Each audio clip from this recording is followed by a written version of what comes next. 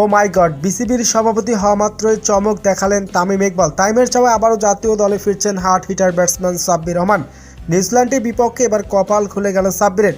One day এবং টি-20 সিরিজে নিউজিল্যান্ডের বিপক্ষে মাঠে নামবেন সাব্বির। দর্শক, এসবের বিস্তারিত থাকছে ভিডিওর প্রতিবেদনে। বাংলাদেশ ক্রিকেটে হার্ড হিটারের ব্যাটসম্যানদের কথা মাথায় উঠলে সবার আগে নাম আসবে সাব্বির রহমানের। সেই সাব্বির 2022 সালের 7ই অক্টোবর পাকিস্তানের বিপক্ষে শেষবারের মতো জাতীয় দলের জার্সিতে মাঠে নেমেছিলেন।